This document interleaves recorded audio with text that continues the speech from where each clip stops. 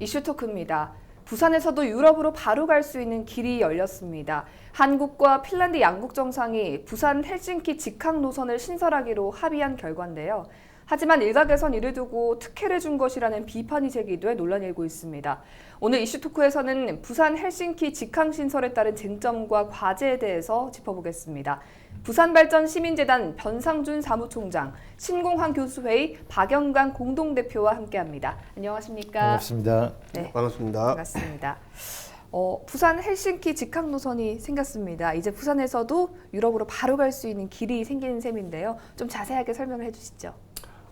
부산 중장거리 노선을 부산에서 확보하기 위해서 몇 년 전부터 계속 노력했습니다. 그러다 보니까 헬싱키 피네어가 2014년도부터 부산시하고 협의가 계속되어 왔죠. 되어 오는 중에 좀 잘 될 수 있는 기회가 있었음에도 불구하고 국토교통부에서 반대를 했었습니다. 왜냐하면 국적사 보호와 인천공항 이용률 감소를 예를 들어서 그러다가 이번에 문재인 대통령께서 북유럽 순방을 갔지 않습니까? 네. 이러면서 전격적으로 부산하고 헬싱키 간의 직항로 노선이 개설이 되었습니다. 예. 그렇다면 이제 이 김해에서 헬싱키 노선이 어떻게 보면 부산에서 생기게 된 첫 장거리 노선인가요? 과거에는 한번 있었다 합니다만은 사실상 지금 최초라 보여집니다. 우리 금년에는 싱가포르까지 가는 중거리 노선이 개설된 이후에 또 이렇게 장거리 노선이 개설된 것은 굉장히 큰 의미가 있다는 생각이 들고 정부에서도 김해공항을 이제 관문공항으로 육성시키려는 그런 의지의 표명이 아닌가 이런 생각이 듭니다. 네. 이전에는 어디로 가는 장거리 노선이 있었던가요? 과거에 덴마크 쪽이었나요? 그쪽에서 항공 수요가 부족해서 네. 중단됐습니다만은 이제는 항공 수요도 충분히 갖춰져서 명실상부한 이런 장거리 노선이 개설됐다고 볼 수 있겠습니다. 예, 이 헬싱키 공항은 유럽으로 가는 길목에 위치해서 많은 것을 이렇게 환승하기에 아주 적절한 장소다 이런 평이 있는데요. 실제로도 좀 그런가요? 예, 그렇습니다. 일단 되는 이유가 거리가 가깝습니다. 거리가 가까운 이유가 우리가 유럽까지 가려면 파리 노선 가면 12시간 이래 걸리는데 헬싱키 공항까지 가는데 9시간 35분 정도밖에 안 걸립니다. 그러다 네. 보니까 그리고 또 헬싱키 반타 공항이 있는 게 피네어하고 환승체가 굉장히 좋습니다. 한 100여 도시를 바로 연결이 가능합니다. 그러다 네. 보니까 환승 네트워크가 굉장히 좋고 둘째는 수요가 현재 증가 추세가 있습니다. 유럽 쪽으로 가는 항공 수요가 지금 현재 인천 헬싱키 간도 지금 현재 계속해서 증가하고 있습니다. 거의 네. 17만 처음 했을 때 2016년도에 17만 6천여 명에서 좀 2017년도에는 몇 개 늘어나냐면은 17만 6천 명, 작년 2018년도 예. 에는 21만까지 늘어났습니다. 그러다 보면 22.1% 정도가 항공 수요가 늘어났기 때문에 항공 수요가 계속 증가 추세에 있다고 볼 수 있고, 셋째는 부산 지역에서 좀 좋은 점이 있습니다. 왜냐하면은 북유럽이 아직까지 생소한 관광지였습니다. 그러다 네. 보니까 보니까 인천에서 개설이 되고 난 이후로 북유럽 관광에 대한 시민들의 생각이 깊어지게 되었고 관심이 높아졌습니다. 그러면 직접 부산에서 헬싱키까지 된다 그러면은 부산 지역에 있는 관광 수요도 틀림없이 늘어날 거고, 그러면 부산 지역에 있는 관광업계가 활성화될 가능성이 굉장히 높습니다. 네, 사실 이 동남권 주민들이 유럽에 가기 위해서는 이제까지는 계속 인천공항을 거쳤어야 해서 굉장히 불편함이 좀 그렇죠. 많았습니다. 이제 뭐 부산에서 유럽으로 바로 갈 수 있는 직항 노선이 생겨서 굉장히 편리할 것 같은데 네. 어떻게 보십니까?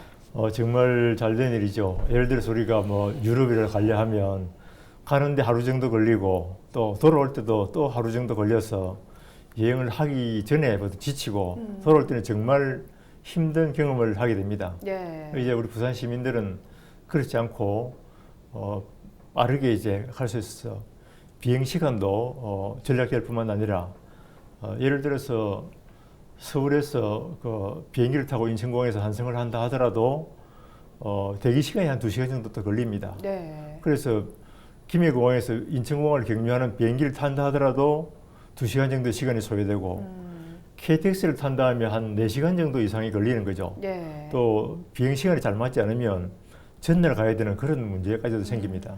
그래서 그런 문제가 들어졌고 또 계산을 해보면 예를 들어서 파리 같은 경우에를 간다 치면 인천에서 가는 것보다는 한 20만 원 정도 좀 전략되고 네. 또 다른 도시로 가게 되면 한 20만 원에서 40만 원 정도 비용도 절감되는 효과를 가지니까 정말 그 다행한 일이라는 생각이 듭니다. 예, 사실 저도 작년 여름 휴가를 유럽으로 다녀왔었는데 부산에서 출발하다 보니까 한 5시간에서 6시간 정도, 그리고 새벽 3시에 출발해서 굉장히 피곤한 몸을 이끌고 갔던 기억이 있어요. 예. 또 말씀하신 것처럼 돌아왔을 때도 또 인천에서 다시 부산으로 내려와야 하기 때문에 좀 육체적인 피로가 더했다라는 생각이 들었는데요. 사실 이 김해공항 국제선은 뭐 연간 1,000만 명이 이용할 정도로 굉장히 많은 분들이 이용하는 공항인데도 불구하고 지금까지 좀 장거리 노선이 없었다는 게 이해가 되지 않을 정도인데요. 그동안 이 장거리 노선이 생기지 않은 이유가 있습니까? 이게 2014년부터 부산시 입장에서는 관문공항의 역할을 하려고 그러면 중장거리 노선을 틀림없이 확보를 해야 됩니다. 네. 그러다 보니까 2014년도부터 핀란드 항공하고 이렇게 협의가 계속되어 왔었습니다. 그런데 예. 그 논리를 주무 근처, 그러니까 노선 허가권을 가지고 있는 주무부처인 국토교통부가 반대를 해왔습니다. 어떤 논리냐면은 일단은 인천공항 수요 확보, 그 다음에 국적항공사 보호였습니다. 그런데 네. 그 보호를 위해서 어떻게 했나? 2017년도 핀란드하고 국토교통부에서 협의를 했을 때 어떤 요구 조건을 내세웠냐면은 네. 핀란드 항공에다가 국적항공사 손실 보전액 300억 원을 보상할 수 있는 방법을 내든지 아니면은 그 헬싱키 구간만 허용하겠다. 부산 헬싱키 구간만. 네. 그래서 환승을 해야만 이게 효과가 있는데 환승권은 노선을 안 주겠다라고 얘기를 하는 바람에 계속해서 지지부진해서 안 돼 왔던 거죠. 네. 그러다 보니까 이 국토교통부 입장에서 본다 그러면은 인천공항 그리고 또 국적사 항공보호에만 관심이 있지 네. 이 지역의 동남권의 한 1,000만에 대한 시민들에 대한 불편함은 전혀 관심이 없던 상황이었던 거죠. 네. 그러니까 이번에 어쨌든 북유럽 순방으로 인해서 문재인 대통령의 순방으로 해서 결정된 것은 정말 다행이라고 저는 생각합니다. 예. 사실 말씀하셨던 것처럼 2014년도부터 추진이 됐었는데 이제야 이제 좀 결실을 맺게 됐습니다. 지금도 뭐 이 직항 노선이 인천공항 육성에 방해가 되는 일이다 이렇게 보는 시선이 또 있거든요. 네. 여기에 대해서는 어떻게 보십니까? 이분을 계기로 해서 수도권 일국주의를 주장하는 사람들 생각을 완전히 바꿔야 된다는 생각이 듭니다. 네.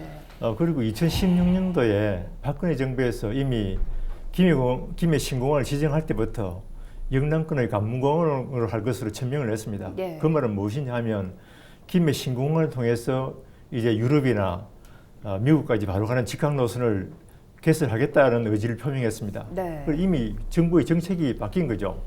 그리고 최근에 지금 동남권 단체장이 김해 신공항을 반대하고 있지 않습니까? 그 이유는 당초 박근혜 정부에서 김해 신공항을 통해서 유럽이나 미국의 LA라든지 혹은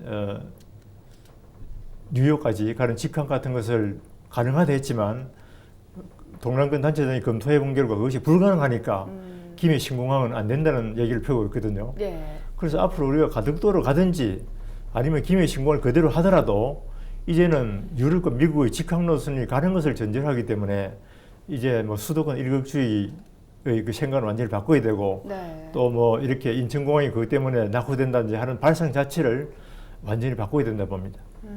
네. 이 부산 헬싱키 노선이 만약에 잘 되면 또 다른 장거리 노선이 생길 수도 있을 것 같은데 이거에 대해서는 좀 어떻게 보십니까?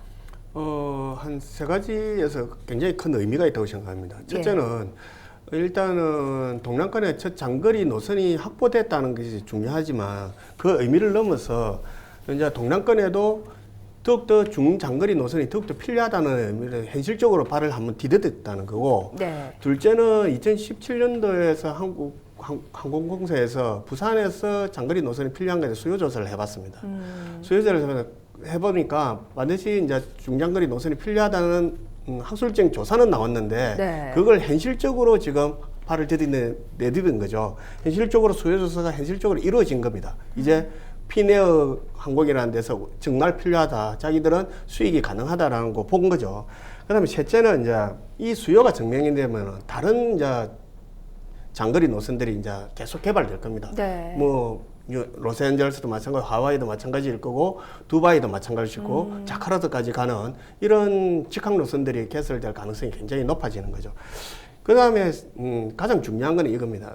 현재까지 동남권에 사시는 분들이 해외 여행을 가려고 그러면은 인천공항을 들러서 가야 됩니다. 네. 이 비용이 연간 한 7천억 정도 됩니다. 7천억 정도 되는데 이 비용을 이제 절감해 나갈 수 있는 기회를 얻었다는 거죠.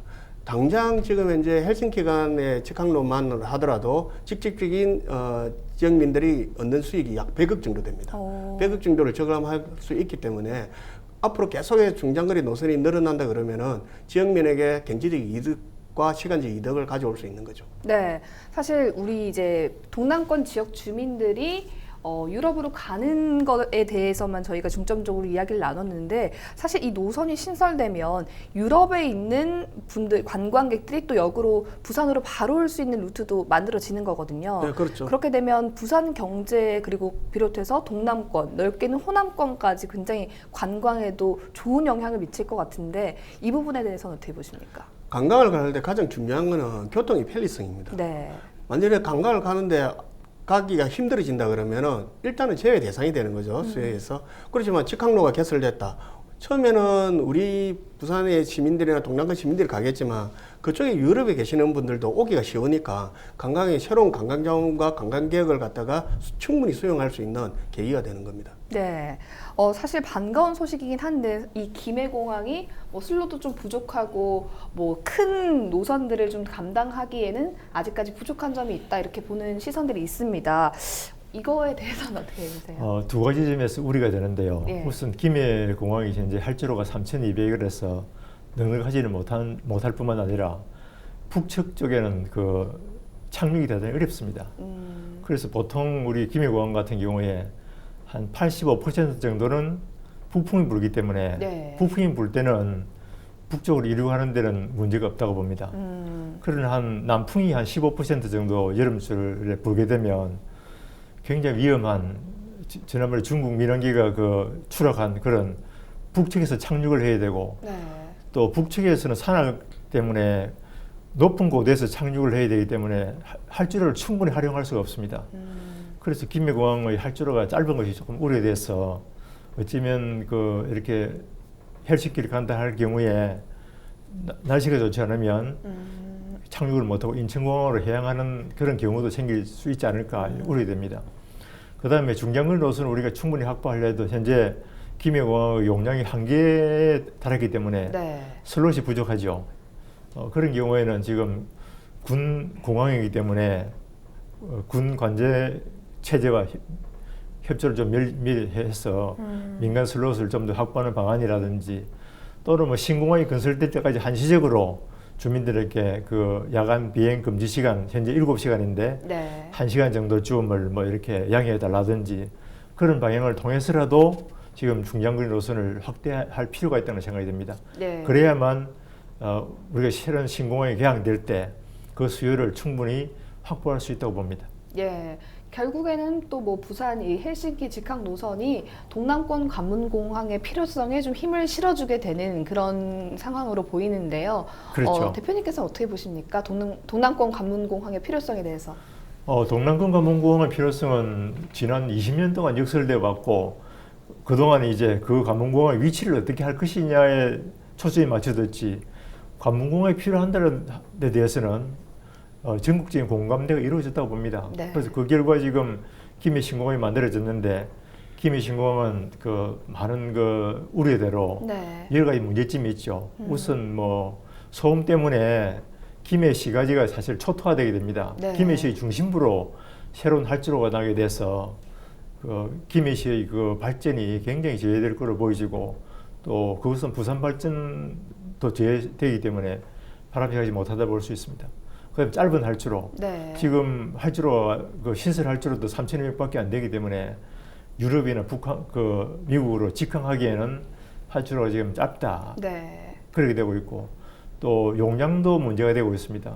활주로가 서편으로 나기 때문에 새로운 그 수직 그 독립 활주로와는 좀 달라서 네. 용량도 그리 크게 증가되지 않아서 우리 동남권 전문가들은 2026년도에 만약에 김해 신공항을 그대로 해서 개항한다면 개항 후 한 5년도 지나지 않아서 포화 상태에 도달하게 되고 네. 더 이상의 방법이 없다고 보는 거죠. 그래서 김해 신공항은 문제가 있어서 될 수 있으면 가덕도 쪽을 옮겨야 된다 이렇게 얘기를 하고 있는 거죠. 예, 뭐 부산 헬싱키 직항 노선이 생기면은 아무래도 말씀하셨던 그 김해 신공항의 문제점들이 좀 더 부각될 수밖에 없겠다 이런 생각도 좀 들거든요. 사무총장님이 보시기에 이 동남권 관문공항의 필요성 개인적으로 어떻게 보십니까? 저는 박 교수님 말씀하셨다시피 관문공항에서의 필요한 조건들이 있죠. 네. 뭐 소음 문제, 그다음 안전 문제, 그다음에 24시간 운영할 수 있는 문제, 그리고 확장 가능성 이런 문제가 있는데 저는 가장 중요한 게 24시간 운영할 수 있는 공항이 만들어져야만 동문과 관문공항으로서 역할을 할 수 있을 거라고 저는 생각합니다. 왜냐하면 지금 현재 부산시나 지금 주장하시는 분들이 승객 수요만 자꾸 초점을 맞추고 계시는데 가장 중요한 거는 물류도시 부산으로 이끌고 나가려면 뭐 지역 경제가 살려고 그러면은 24시간 공항이 돼야 됩니다. 그건 왜냐면은 밤에는 거의 물류가 움직이는 이륙하고 착륙하는 그런 역할이 돼야 되는데 네. 부산 지금 김해공항 그게 안 되지 않습니까? 그게 안 되면은 지금 현재 다른 기업체들이나 물류센터 등 이게 들어서기가 굉장히 힘듭니다. 굉장히 부산신항이라는 굉장히 좋은 항만을 가지고 있는데 그거 가지고 시너지 효과를 전혀 이루지 못하고 있는 겁니다. 예를 들어서 최대의 그 물류 회사였던 아마존이 부산에 사실 검토하러 왔었습니다. 예. 왔는데 24시간 공항이 안 되다 보니까 그냥 저 올라가 버렸지 않습니까? 인천공항역 주변으로. 이런 걸 봤더라도 지역 경제를 살리려고 그러면 24시간 공항이 확보되는 게 최우선적으로 주장해야 될 것 같은데 계속해서 승객 수요만 가지고 초점을 맞추다 보니까 승객은 그쪽에 약간 불편해도 인천공항으로 오라는 중앙의 논리에 계속 매몰되는 게 아닌가. 지금 그게 좀 안타깝습니다. 네, 이 직항 노선 신설을 두고도 또 많은 그 수도권 시민들은 이거 이렇게 돼서 인천공항이 좀 죽는 거 아니냐 이렇게 보는 시선도 있거든요. 이렇게 보는 분들에게 한 말씀 해주시자면요.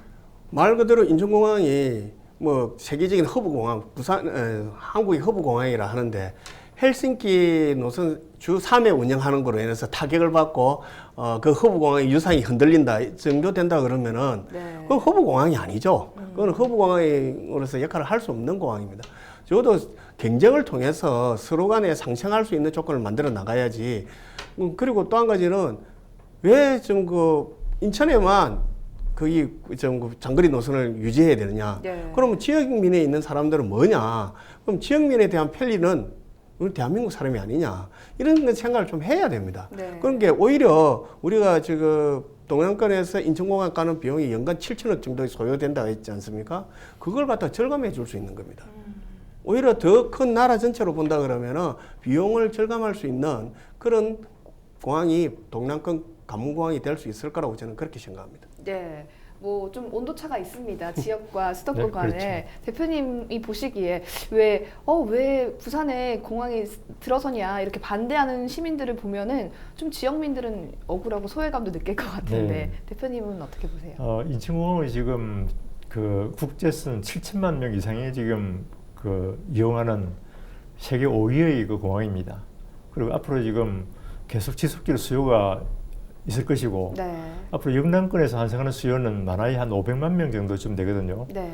그런 수요가 가지 않는 데서 인천공항이 타격을 받을 일은 전혀 없고 또 이미 대한민국이 많이 커졌습니다. 과거와 같이 우리가 수도권 일극 중심의 발전을 해서는 안 될 만큼 이미 덩치가 커졌기 때문에 이것은 이제 우리 시대적 현상이라는 것을 그 수도권 시민들도 이해를 해야 되고 네. 또 2016년도나 그 이전에 이명박 정부에서 동남권 관문공항이 필요하다는 것은 뭘 말하느냐 하면 이제 인천공항 하나는 안 되고 새로운 그 균형 발전을 해서 필요하다고 하는 점을 공감했기 때문인 것입니다. 예. 그다음에 변 차장님께서 우리 적절히 지적을 잘 하셨습니다만은 우리가 단순하게 여행의 편리를 위해서 하는 것이 아니고 지금 지역 산업을 발전시키고 관광 산업을 발전시키려 한다 하면 제대로 된 관문공항이 없으면 불가능하죠. 네. 그래서 대한민국이 지금 수도권 중심으로 집중과 되고 있고 우리 부산도 인구가 줄어들고 있지 않습니까? 이런 것은 대한민국 전체의 발전에서도 바람직하지 않기 때문에 그 점을 우리 수도권 주민들은 특히 이해를 좀 잘 해주셔야 된다는 생각이 듭니다. 네, 좀 배려가 필요하겠다 이렇게 생각이 듭니다. 우선 부산 헬싱키 직항 노선이 신설되는데요. 어떻게 좀 진행될지 앞으로 지켜봐야겠습니다. 이슈토크 여기서 마칩니다. 함께해 주셔서 고맙습니다. 수고하셨습니다.